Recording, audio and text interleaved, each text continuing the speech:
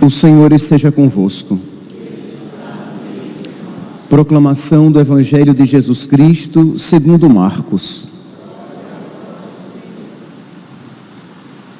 Naquele tempo, começou Pedro a dizer a Jesus: eis que nós deixamos tudo e te seguimos.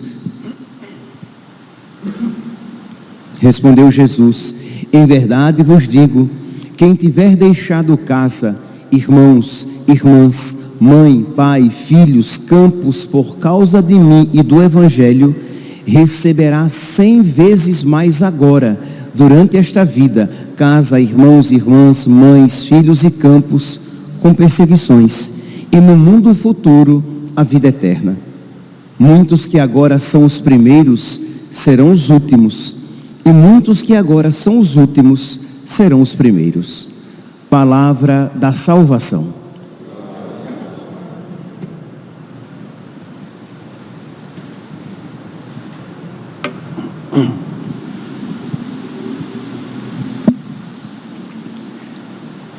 Caríssimos irmãos e irmãs,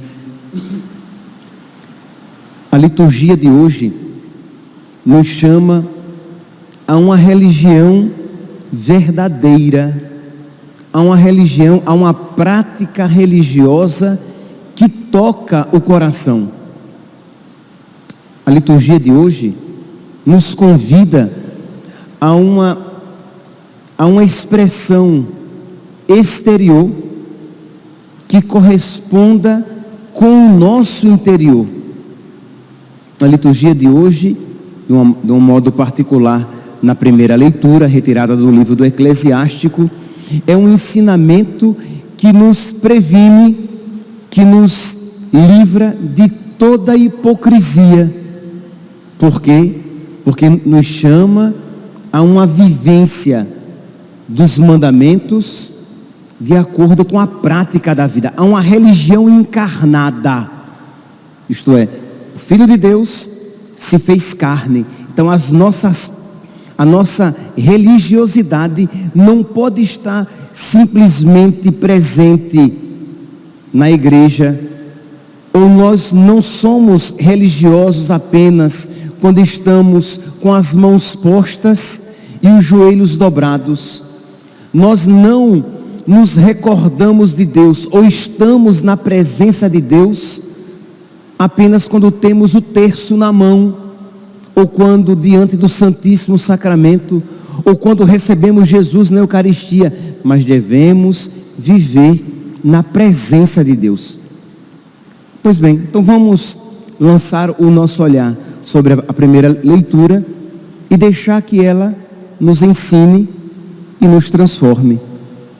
Aconselho até, se possível, que no dia de hoje, que você retome em um outro momento essa primeira leitura e faça uma leitura orante, que você leia lentamente, que você reze lentamente, deixando cada palavra tocar o seu coração. Pois bem, diz aqui o autor sagrado: aquele que guarda a lei faz muitas oferendas. Então, pense aqui no povo judeu, com as suas várias práticas religiosas, com as suas várias práticas exteriores que o faziam participar, pertencer ao povo da aliança. Pois bem, vem então o autor sagrado e diz: olha, quem guarda os mandamentos de Deus realiza todas as práticas religiosas. A oferta da flor da farinha, do cominho e da hortelã, como Jesus se refere no Evangelho.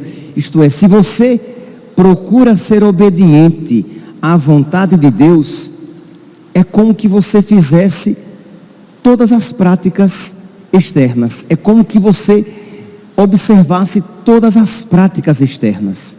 Isto é, percebe? O autor sagrado, ele quer que haja uma vivência interior, porque qual é a nossa tentação? E aqui, meus santos, quando eu falo nossa tentação, eu me refiro a todos nós. Qual é a nossa tentação? Nós temos a tentação, e aqueles que acompanham pelas redes sociais, prestem bem atenção nisso também. Nós temos a tentação de ter atitudes externas, isto é, você, por exemplo, e pense, você acorda cedinho e vem à missa, ou você que mora distante, acorda cedinho para acompanhar ao vivo a missa lá no Cristo Rei, em Várzea Grande, no Mato Grosso, e você tem isso como um ato de piedade, como um ato de devoção, como um ato de religião, e nós não negamos isso. Você acorda às 3 da manhã para fazer lá, para rezar o texto lá com o Frei Gilson, maravilha. Você reza juntamente com as irmãs lá, com os irmãos lá do Instituto Hesed, maravilha. Só que, se essa prática religiosa não corresponder a uma busca interior de Deus, para se conformar com a vontade de Deus, para amar os mandamentos de Deus, observar com amor os mandamentos de Deus, essas práticas religiosas, elas significam muito pouco, quase nada.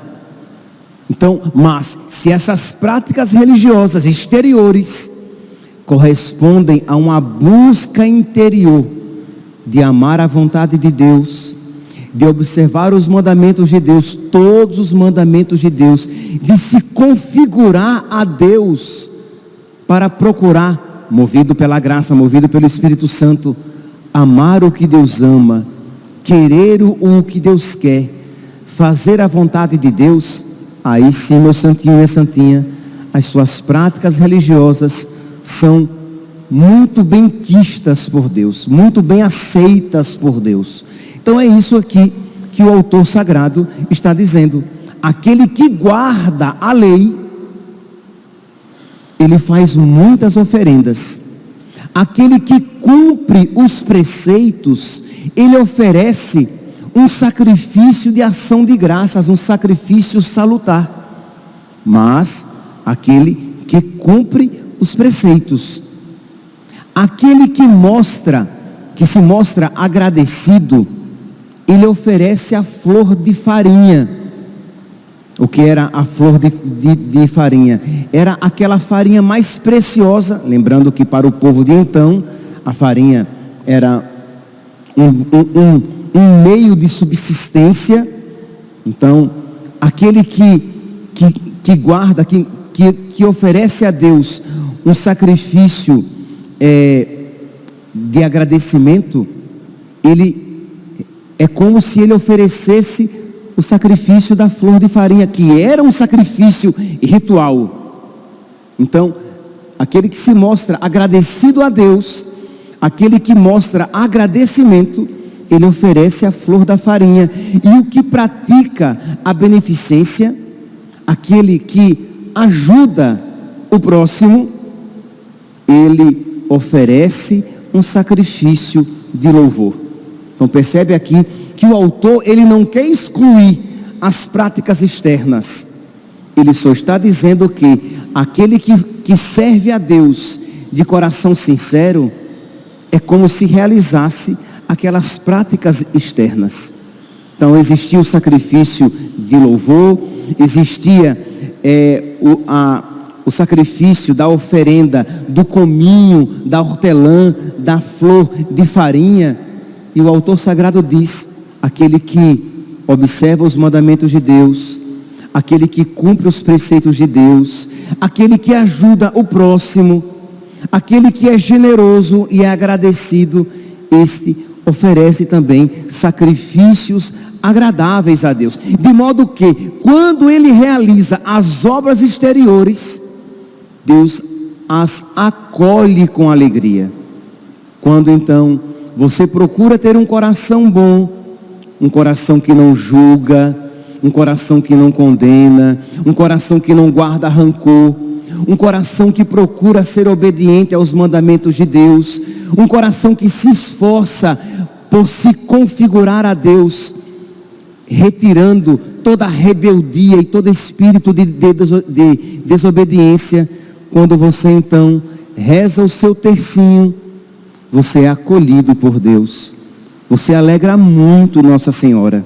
Quando você então acorda às 3 da manhã e vai rezar, às vezes meio sonolento, meio sonolenta, aquela oração, pingada, entrecortada com cochilos, ela é acolhida com amor por Deus, porque embora aquela oração não seja, aquela prática não seja tão perfeita assim, poderia ser, mas não seja tão perfeita assim, mas procede de um coração que ama, de um coração que busca de verdade estar de acordo com a vontade de Deus, que luta contra os seus pecados, que se esforça para amar o próximo, mesmo aquele próximo que não faz por onde merecer, que procura de verdade amar aquele que lhe faz mal.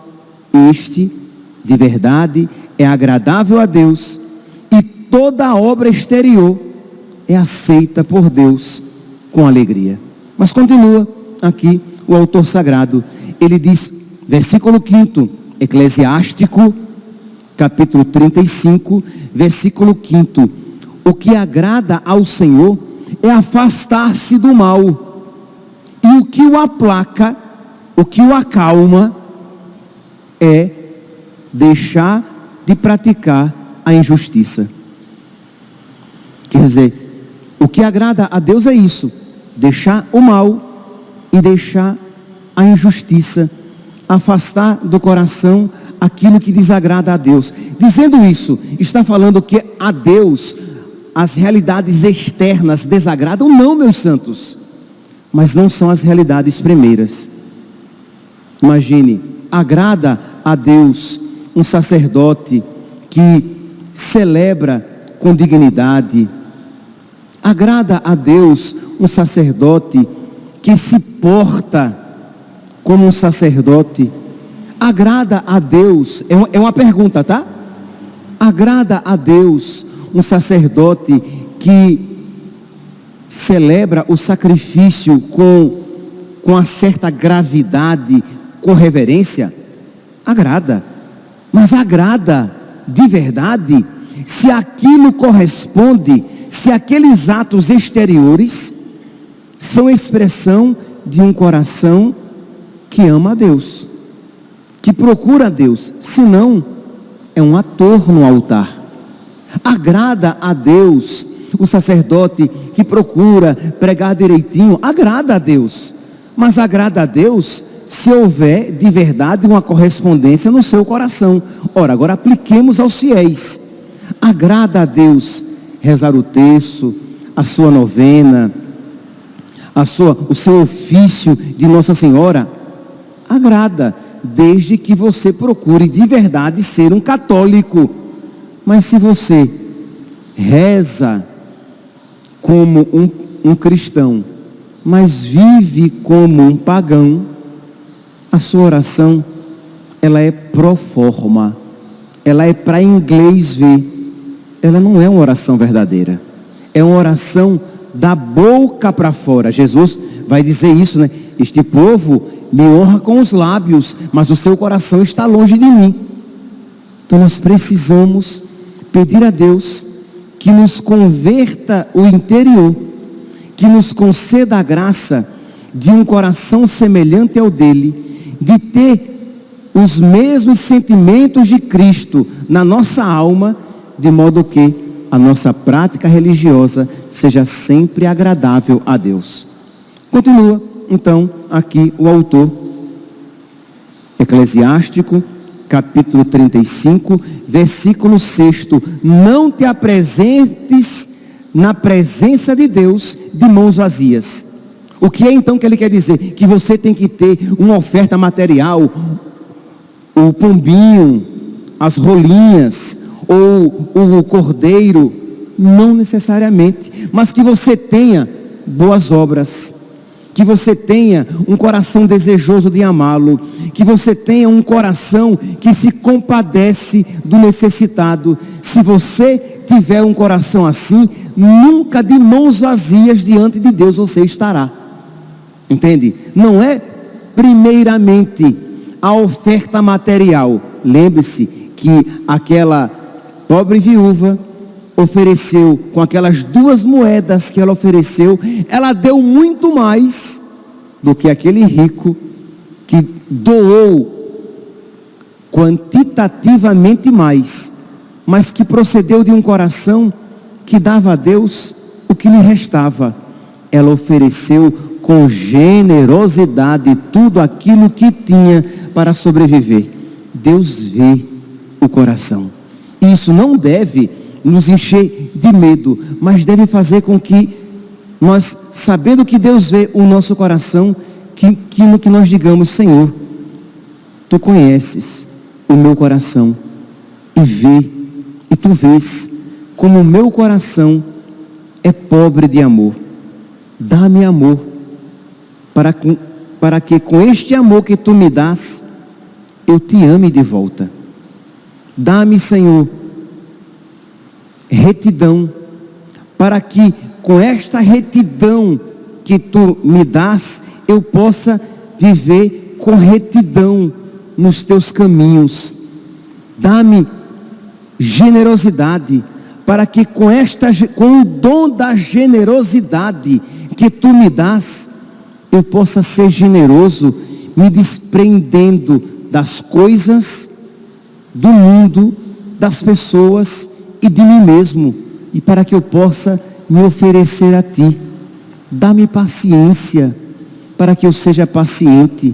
Dá-me pureza, para que eu seja puro. Entende? Então você pede a Deus que vê o seu coração. Ele conhece o seu coração mais do que você mesmo, mais do que você mesma. Então você pede a Deus que lhe mude o coração, para que o seu coração, sendo a Ele agradável, possa tornar agradáveis todas as suas obras exteriores de religião. Pois bem, então diz aqui o autor sagrado: não te apresentes na presença de Deus de mãos vazias, porque tudo isso se faz em virtude do preceito. O sacrifício do justo enriquece o altar, mas o sacrifício daquele que procura ser justo, que procura ser santo, que procura ser amigo de Deus. Então, sacrifício aqui, compreenda o ato ritual, tá? Aquela oferenda que ele faz. Nós temos aqui que entrar na mentalidade do autor de então. Então existiam os vários sacrifícios que se realizavam. O do cominho, da hortelã, da flor de farinha, dos pombinhos, do cordeiro. Então, o sacrifício do justo é sempre agradável a Deus, independentemente do que a Deus é oferecido.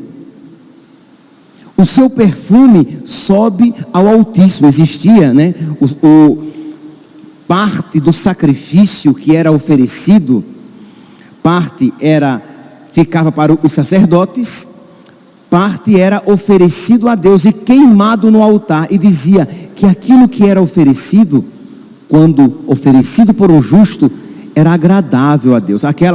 O perfume da gordura de touros era agradável a Deus. Mas por que é que era agradável a Deus? Porque a gordura queimada era cheirosa?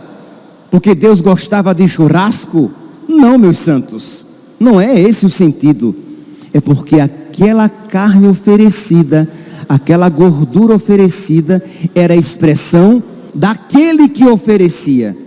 E se aquele que oferecia era justo, aquela gordura era perfume para Deus. Aquela oferta era um grande presente para Deus.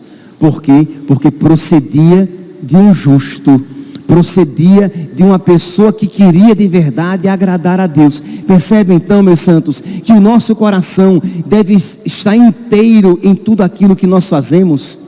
Quando você faz qualquer coisa, você deve então se colocar na presença de Deus e dizer: Senhor, eu quero te agradar, e te agradar muito com isso que eu estou fazendo.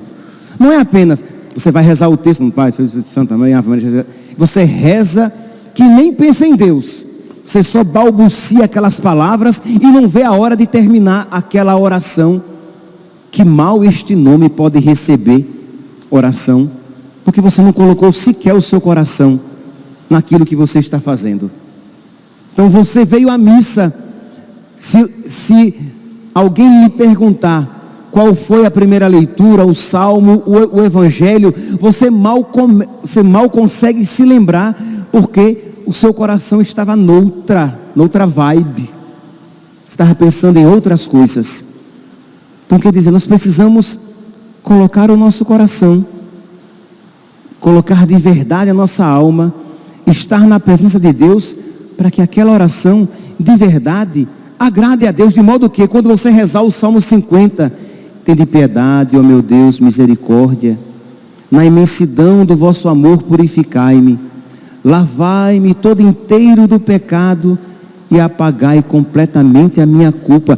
Quando você rezar de verdade, você estará pedindo a Deus piedade, misericórdia, pedindo a Deus que Ele o lave das suas faltas e dos seus pecados. Quando você na missa, o padre diz, Senhor, tende piedade de nós, e você responde, Senhor, tende piedade de nós. Não, você responde no automático, você nem prestou atenção que a Deus você estava se dirigindo, apenas foi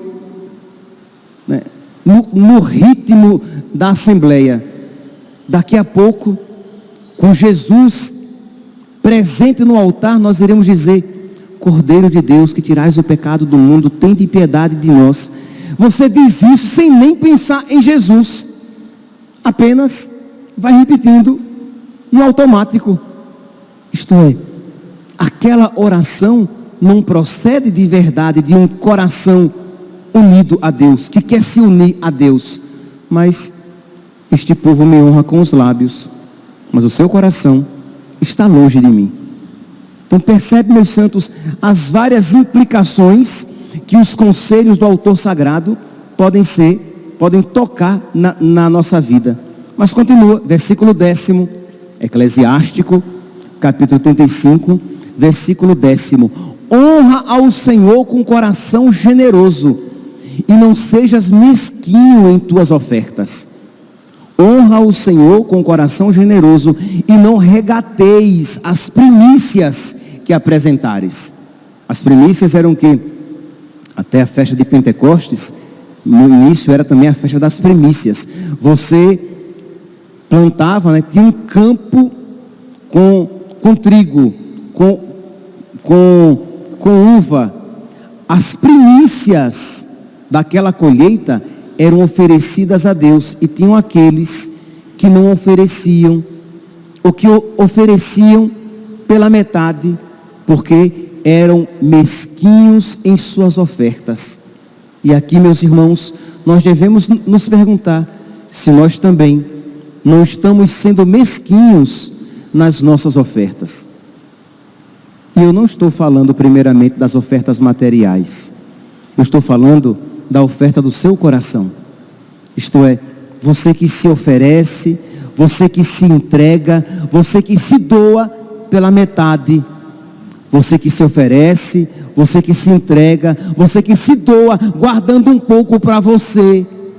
Você oferece um pouco da sua liberdade, você doa um pouco do seu tempo, mas você guarda um pouco para você. Afinal de contas, ninguém é de ferro, não dá para se doar totalmente a Deus. Eu não sou santo.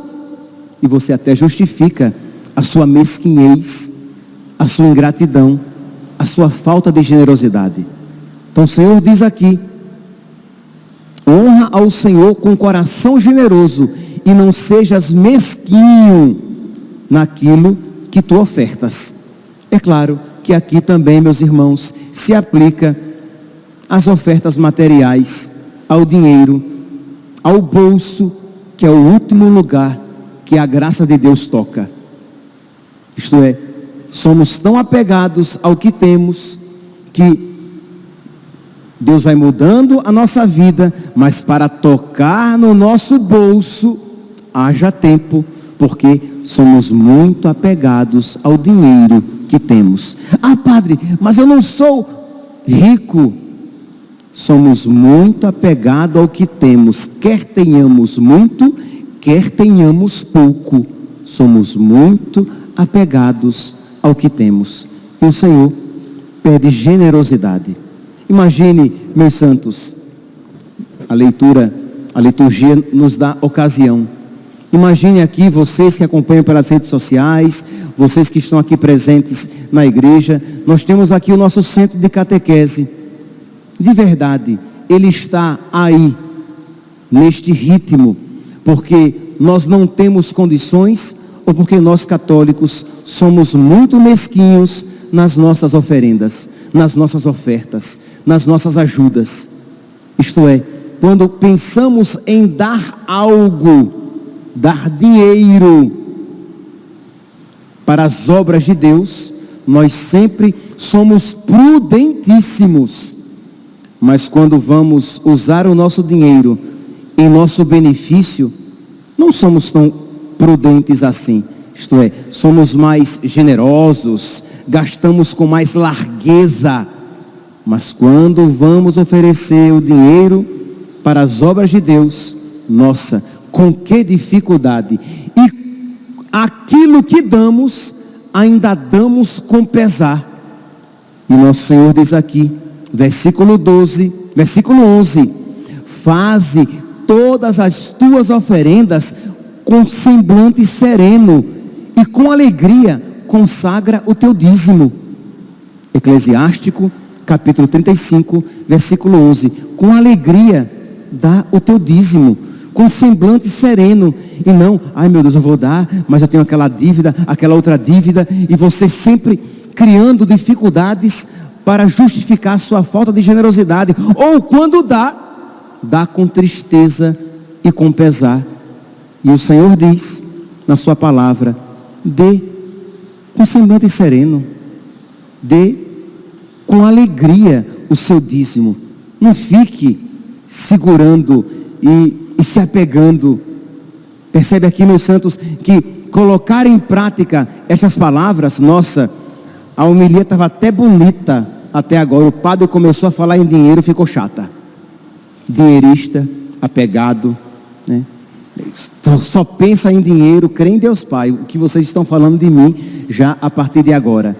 Até quando eu falei de dar-se a si mesmo, dar-se com generosidade, estava bonito. Mas dar dinheiro, não. Já está muito materialista esse discurso dele. Meu santinho. Isso mostra quão apegado é o seu coração, porque a palavra de Deus está falando exatamente isso, das ofertas, dos dízimos, e continua, versículo 12, dá, diz o Senhor, dá a Deus segundo a doação que Ele te fez, isto é, dá a Deus com o que Ele te deu, e continua, e dê com generosidade, conforme as tuas posses. Quem tem mais, dá mais. Quem tem menos, dá menos. E se você não tiver, você não dá. Não tem problema, se você não tem. Mas que cada um dê com generosidade e dê segundo as suas posses. E diz assim, porque Deus é um Deus retribuidor e te recompensará 7 vezes mais. Isto é, Deus começa dando, eu retribuo dando o que dele recebi, e Deus me dá 7 vezes mais. Isto é, vamos aqui usar uma imagem. Deus me dá 100 denários, eu devolvo a ele 10 denários, e Deus multiplica 7 vezes o que eu dei e me dá de volta 70 denários. E aí eu fico com 160 denários. E aí eu devolvo a Deus 16 denários, e Deus multiplica 7 vezes. Isto é por quê? Porque Deus não se deixa vencer em generosidade. Deus é bom. E Deus espera que nós sejamos desapegados, dando a Ele aquilo que dele já recebemos. Versículo 12, dá a Deus segundo a doação que Ele te fez. e com generosidade, conforme as tuas posses, porque Ele é um Deus retribuidor, que te recompensará 7 vezes mais. E o Evangelho de hoje vai dizer que Deus nos dará 100 vezes mais. Enquanto a primeira leitura fala de 7 vezes, o Evangelho fala 100 vezes mais. Todavia, não tentes corrompê-lo. Versículo 14. Isto é, não pense que você dando a Deus, sem mudar de vida, você comprará um pedacinho do céu. Não penses que você dando ofertas a Deus, sem se converter, você agradará o céu e terá as moradas eternas. Não tentes corrompê-lo com presentes. Ele não se deixa subornar. Porque o que Deus quer é o nosso coração de verdade. Meus irmãos, peçamos a Deus que Ele nos converta o coração, que Ele transforme o nosso íntimo, para que todas as nossas obras de religião, para que todas as nossas atitudes exteriores sejam apenas e tão somente uma expressão de um coração que quer amar a Deus e se conformar cada vez mais à sua vontade. Louvado seja nosso Senhor Jesus Cristo, para sempre seja louvado.